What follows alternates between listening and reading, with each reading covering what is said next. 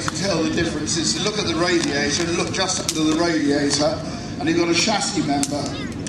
On the Willys it's tubular, and on the Ford it's a sort of inverted U shape. Look at that. Right, I've got two Willises here straight away. Minor detailed differences as well. If you look at them, a lot of them will have manual windscreen wipers, which is great. You're going along the store and you've got to go like that. Not very good. The original specifications had the headlights in the grille and then little blackout marker lights underneath. Obviously, if we're driving them in Britain, we've got to have side lights and headlights. So those blackout marker lights are usually being converted to side lights that are road legal.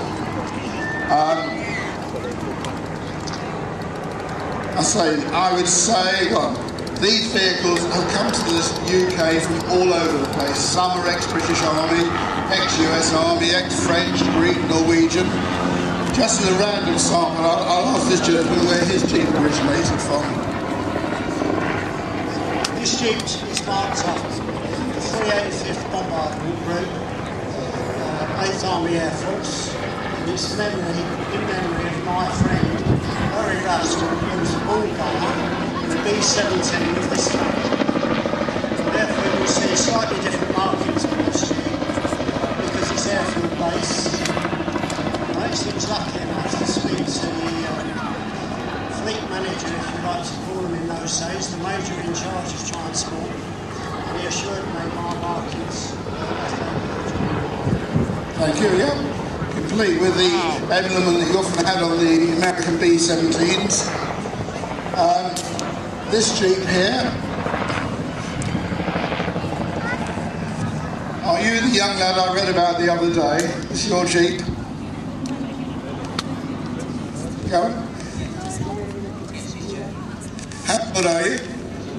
He's 17, he's got a Jeep. Lucky fellow. Do you know, where did it come from? Do you know? It came from France. It's the French army one.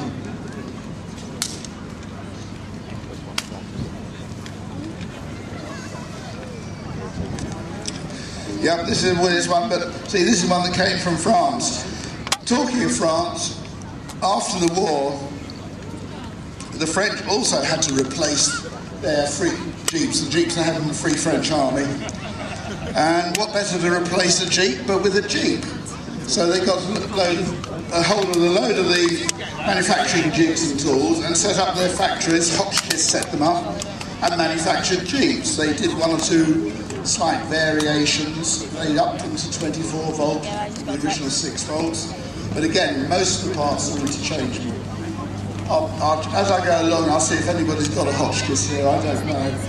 This Jeep here has come from Holland. Yeah. So it's not just the English who are mad. Excuse me, Mr. Marshall, is this gin or water? Anyway, so did you drive this all the way here? No, I'm on the back of the lorry. That's cheating. I've driven my Jeep to Holland, so why can't you drive here? Yes, it's only 800 kilometers for us, so on the end of the lorry is easier. And I just Very nice. It's nice to see all you guys coming over here. Really great. Now, another very clean Jeep, but here's one with a bit of a difference. If you look at the front, you look at all the Jeeps we've just been looking at, you see the shape of the grille. It's the one that everybody thinks is a Jeep, but this one is completely different. So we'll get the gentleman here to tell us all about it. This is a Willys MA, which is the prototype Jeep. This was produced before the Willys MB. This was one Willys a contract. This particular Jeep was made in June 1941. There's only 1,500 Willys MAs made, and this one came from the Czech Republic. That's why we've got it here today. Yeah, from the Czech Republic. There's a story in that as well, because the Czechs, during the war, the ones who managed to escape the Germans, when the Germans invaded Czechoslovakia in 1938, they came via various means overland and ended up in England, formed enough, well, there were enough of them to form a complete independent fighting brigade, the Czech fighting brigade. Thank you. And in their equipment, they had a lot of British equipment and American equipment, and the Americans put a couple of contracts of Jeeps for them, and they happened to be the very early Jeeps. And so a lot of the early Jeeps have come from the Czech Republic. Here's another Jeep though, again different from the others, so we better talk about this one. This is a Willis MB. It's a slack grille, slightly different from the press grille. This Jeep really follows on from the one on my left, your right, in the fact that the first 25,000 odd were made by Willis with a slack grille, some slight differences, and were improved upon as time went on to the Jeep that you commonly see today. This one, as I've mentioned before, has got a very short windscreen on it. If you look at this versus some of the others, it's a very early windscreen. The first 3,600 were made with this windscreen, so some slight differences, as you say. Thank you very much. Yes, that's it. See, no two Jeeps are the same.